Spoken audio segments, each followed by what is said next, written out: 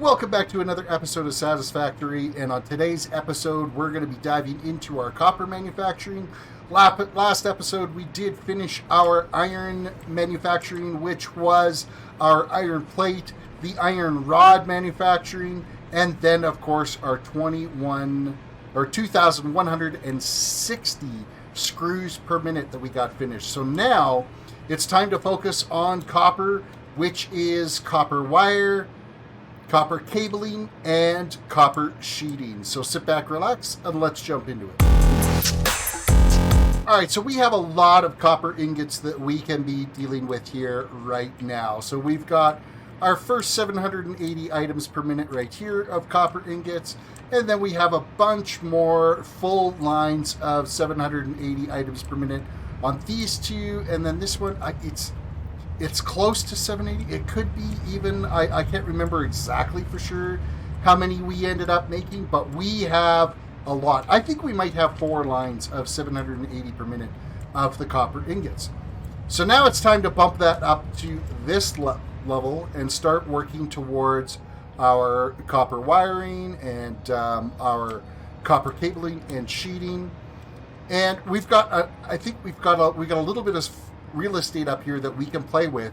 We might have to split it up into 2 different levels. It's kind of hard to say, but let's get this whole flooring area here and get started with our copper wire. Yeah, it looks like we need a total of 1,216 copper wires. So we'll see just what that's going to break down to. I think it's a total of 41 or 42 constructors, right around there. I think I might round it up to 42 constructors to be able to produce that, so that we have just a little bit of an overflow on the copper wire if we need to grab some for, doing any construction of like power poles or anything like that. So let's get started here with gearing up this real estate all through here with the constructors we need to be able to get our copper wire made. I was just getting ready to record the next segment and noticed I went and looked at my power, and we have a problem. I think my nuclear reactor just totally crapped the bed because my total max power consumption is now higher than the power I'm generating. So something has gone wrong over at our nuclear reactor. So we're going to have to go check that out and see what happened. All right, so one of my objectives with my end game mega factory is building a 30 reactor nuclear power plant. But in the meantime, I need to have my existing power plant working up to par to keep our system running until I can get that new plant up and running. And I'm guessing right now that something has failed with our recycling and everything is completely backed up here. That's the only thing I can think of. So we're going to go figure out what's going on here. All right, so I'm having a look at what's making our plutonium fuel rods, and I'm seeing that we are short on encased plutonium cells. And so that is all getting manufactured over here. And that is from plutonium pellets, which we apparently are not making any plutonium pellets. The plutonium pellets come from our particle accelerator here. So if we look at this, non-fissile uranium seems to be a little bit on the slow side making. And the non-fissile uranium is manufactured by these blenders, which I'm showing that we're short on sulfuric acid on these. So our sulfuric acid seems to be having a problem. We're not backed up with water here, so then our sulfuric acid is made all the way back over here. Now we got to see what's holding up our sulfuric acid production. Now if we look at this, we are short on some water. So we're not getting enough water to this. So we might just pull a little bit of water over from here. to boost up that water production a little bit and get our sulfuric acid up and running. So see, now we have water here, but of course we need to make sure that we don't back up with our wastewater, and I got to get underneath this. So I'm going to have to put like a fluid buffer in there so that we don't back up with wastewater, because if we back up with wastewater, that's going to be a problem. So, but that was what happened there, is our sulfuric acid ended up causing an issue with our recycling, and it backed up all of our nuclear waste, our uranium waste. So I'm going to get this fixed up so that we don't have any more of these water issues. All right, so I threw in a fluid buffer there, and then just limited so that it's just a tiny bit of water that's trickling down here, just that if it needs some, it's here, because we should be making enough wastewater off of there, off of our two blenders that are making our non-fissile uranium, that it should be able to maintain this. But if for whatever reason that ends up backing up at all, of course, then the water starves out, and we end up running into an issue where we weren't making any sulfuric acid. So I have about not quite 10 cubic meters of water coming from this fluid buffer that's here, and it's just trickling off a little bit from the rest of our production that's happening over here. I know I had excess water over here, which is not a big deal, and it's just going into a fluid buffer tank here so that it can manage that flow of fluids. And I might even, just for the sake of this, is throw an extra one of these in here so that this fluid can only flow into this tank and doesn't backflow down into the rest of the system. So now our power is back up to where it should be. We are back making, around that 27 gigawatts of power. Our blue line is not over top of our gray line. That's really important. So now we can go back and keep working on our copper for our mega factory, because you know what, that copper that we're making over there, all of the different things with it, that's all going to be needed for part of our 30 reactor power plant. So all of that was included in those things that we're constructing. So that's where we're running off to, back to I guess it's going to be copper cabling, but I got to show you how the copper wire has turned out. So here we go, heading back. All right, so before we got so rudely interrupted by our power interruption, we here now have all of our copper wire manufactured. We're making 1,260 wire per minute on 42 constructors, and they are all feeding back into I got a storage container here that is totally chock full right now. In fact, I'm going to actually remove this line because this is just a partial line that we've got here. So I'm just going to throw this Mark V conveyor here back to this. So the main 780 items per minute line is coming in on the bottom here.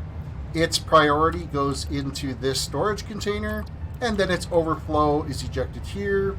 Of course, this will only ever fill up if I go and need to get some items. So I'm going to just take a little bit there to top up my copper.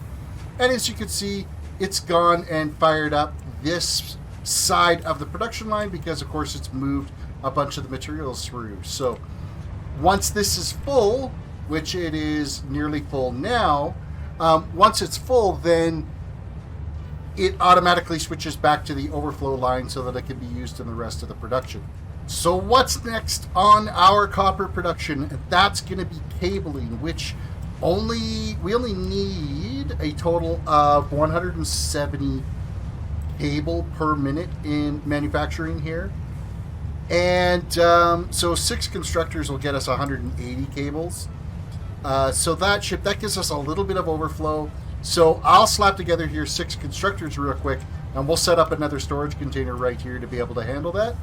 And that will basically take care of, that's going to take care of that section. And then the only other thing that we got to make is our copper plating. So now I just need to see, okay, I didn't need to click on that. What are we going to need for the copper plating? But we'll get the copper cabling done here first. So let's build those constructors. All right, so now I have the 6 constructors here set up and configured for making our copper cabling. This top conveyor line that's coming from the constructors down that far side there, it is 480 items per minute that are running along that line. We're only consuming 300 items per minute as is right now, which gives us an excess of 180 items per minute of copper wire. And these 6 constructors are making our, 180 items per minute of copper cabling that's going into this storage container. Again, I have a smart splitter set up here. The storage container is the priority. Everything gets filled into there. Once this container is completely full, then it will be available for the rest of our manufacturing line. And the whole reason behind that, again, if I come to this container, I take out one bundle, it will refill it right away, and then the rest goes back into the main production line. So we will always have readily accessible components for us to be able to build things as we continue with our factory. And it shouldn't have too much of an impact on the overall production of our factory if we quickly stop and take, 200 cable out of here, and it has to refill that, because it doesn't take too long for it to fill up that one stack. And if we have it all readily available to us whenever we need it, then I don't need to carry like huge quantities of it with me all the time. I could swing by, grab a little bit, go build what we're going to build, and so on and so forth. So next is copper sheeting. This is where it's going to take a fair pile of copper ingots. This is going to need 1,420 copper ingots to be able to pull this off. Well, I still have over here 3 untouched sections or conveyors of 780 items per minute. So I might just take 2 of these, combine them, and make our copper sheeting out of that, because we need a total of 705 copper sheeting per minute for our overall production of everything that we're going to be building. And if we put down 71 constructors, that will make 710 of it, which only gives us about a 5 overflow. So I might take 2 full production lines here and combine that into as many constructors as we need to be able to get, so that we have a little bit of an overflow. Because we go through a lot of copper sheeting, especially when it comes to making our hyper tubes going back and forth to various parts of the base, and also all the copper piping for water and sulfuric acid and nitric acid and nitrogen gas when we get further down our various production lines and stuff here. So I'm going to just bump that up a little bit so that we have some excess that we can pull from in a storage container, which I believe still leaves us 1 whole line for our aluminum ingot manufacturing. Correction, not our aluminum ingot manufacturing, but our alclad aluminum sheeting requires copper ingots for that. And you know what? We really only need about 60, which I might bump that up a little bit, because I use a lot of alclad aluminum sheeting for Mark V conveyors. So we might bump up. We only need to make 6 assemblers. I might jump that up to 8 assemblers, just so that we have a lot of excess alclad aluminum, because I'm pretty sure that we're overproducing on our aluminum ingots as well too. So I'm not overly concerned about running out of those materials. So next phase, 71 constructors.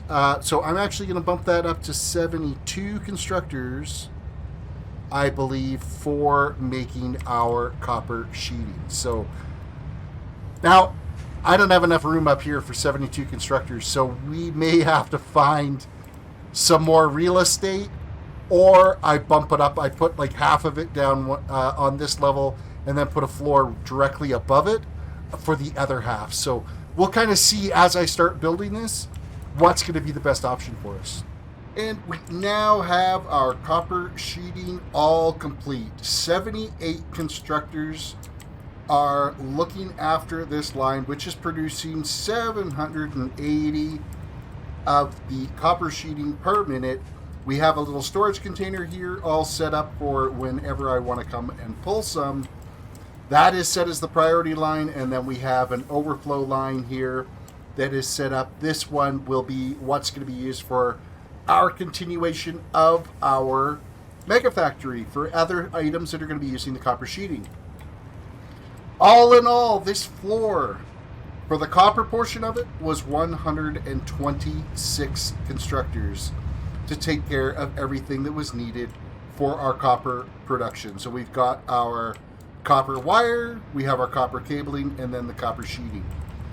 All in all, in total on this floor, between our iron manufacturing and our copper manufacturing, there was what, 124 constructors over on this side. So that's like 250 constructors in total is what we are running to be able to look after our iron ingots and our copper ingots. A ton of work. But it looks pretty impressive. Like, this is well laid out.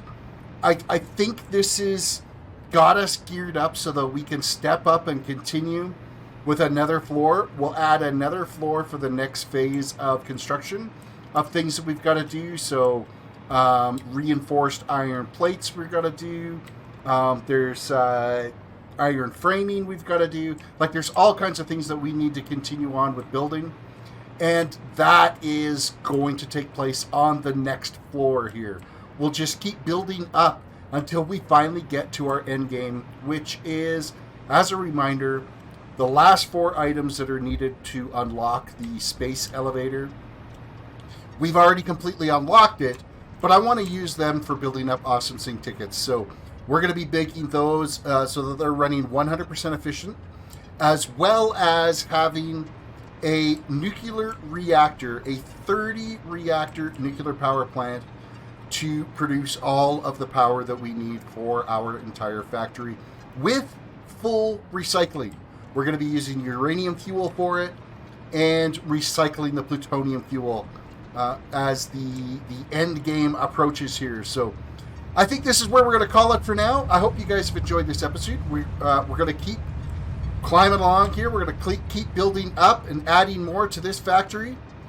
I'd like you to reach down, hit that like button on the video, subscribe if you are new to the channel, ring that notification bell so you can be notified when I have uploaded a new video, and you can also give me a follow on Instagram and Twitter because I also post when I've released a new video on there as well.